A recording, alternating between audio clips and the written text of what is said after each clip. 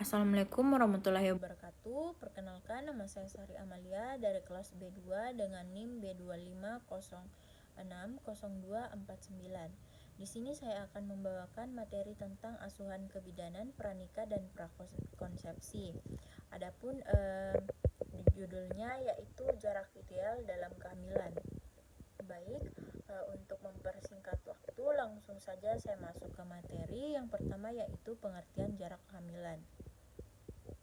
Jarak kehamilan adalah periode waktu yang terjadi antara satu persalinan dengan kehamilan berikutnya. Nah, pada jarak ini sangat penting untuk kesehatan ibu dan bayi karena memberikan waktu bagi tubuh ibu untuk pulih secara fisik, mental, dan nutrisi sebelum menghadapi kehamilan berikutnya. Dan menurut WHO, jarak ideal dalam kehamilan yaitu 18-24 bulan setelah persalinan sebelumnya.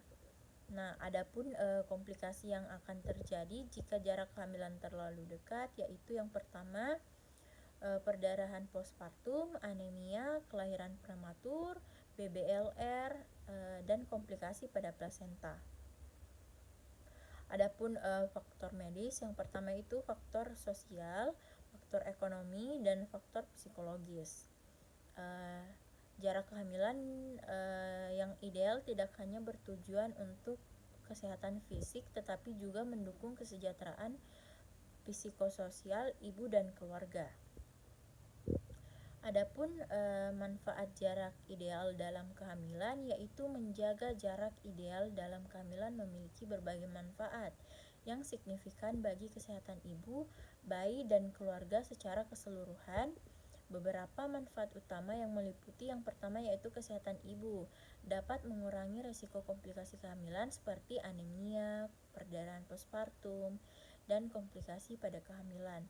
Yang kedua itu bagi kesehatan bayi, dapat mengurangi risiko kelahiran prematur, menurunkan kemungkinan terjadi BBLR, dan mengurangi risiko kematian neonatal. Yang ketiga yaitu pemulihan fisik ibu, dapat mengembalikan cadangan gizi, memperkuat kondisi fisik, dan memulihkan organ reproduksi. Yang keempat yaitu manfaat psikososial, dapat mensejahterakan psikologis dan sosial. Selanjutnya, risiko jarak kehamilan terlalu dekat. Nah, kehamilan yang terlalu cepat setelah persalinan sebelumnya dapat menimbulkan berbagai risiko bagi ibu maupun bayi. Yang pertama, risiko pada ibu yaitu kelelahan kronis, kekurangan nutrisi, risiko komplikasi kehamilan yang meningkat. Dan adapun risiko bagi bayi, yang pertama yaitu berat badan lahir rendah atau BBLR. Yang kedua, kelahiran prematur.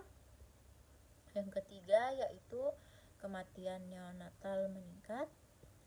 Selanjutnya yaitu resiko psikososial dan keluarga. Nah, yang pertama yaitu stres dan tekanan psikologis.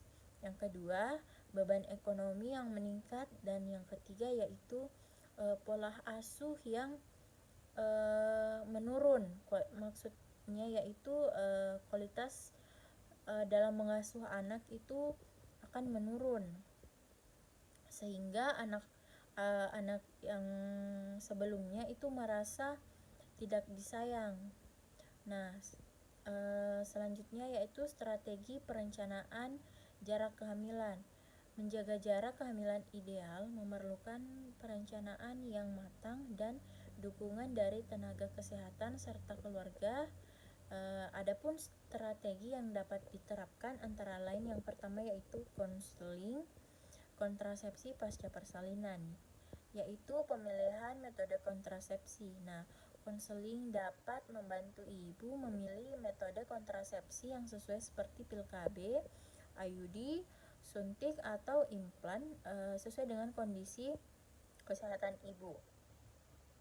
Yang kedua yaitu waktu mulai kontrasepsi. Nah, di sini tenaga kesehatan akan memberikan arahan kapan waktu yang tepat untuk memulai kontrasepsi pasca persalinan, misalnya segera setelah nifas atau menyusui tergantung metode yang dipilih.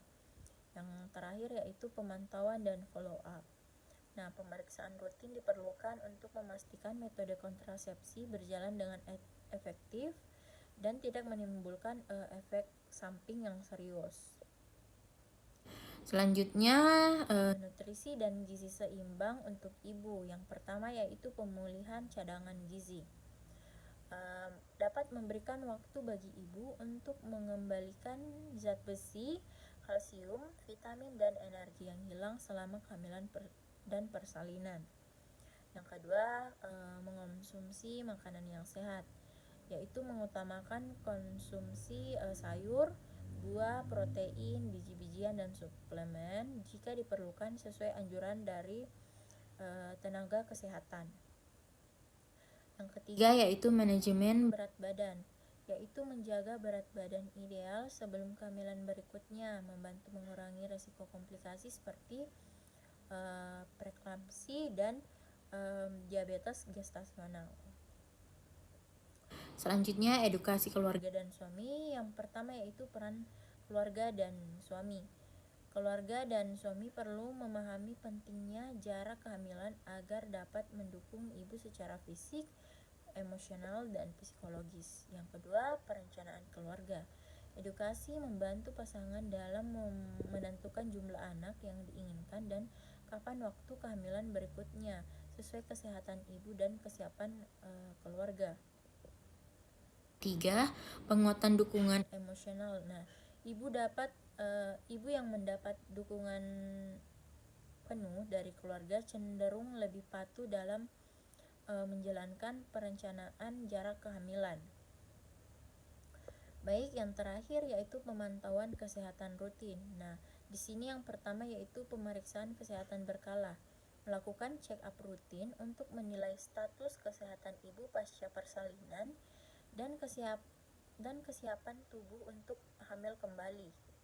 2. Deteksi dini masalah kesehatan, yaitu mengidentifikasi anemia, tekanan darah tinggi, atau kondisi medis lain yang dapat memengaruhi kehamilan berikutnya.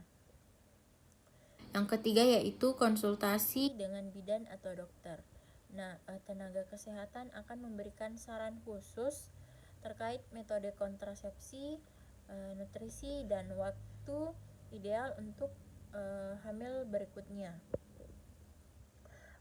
Baik, adapun kesimpulan yang dari presentasi ini yaitu yang pertama jarak ideal dalam kehamilan yaitu 18-24 bulan.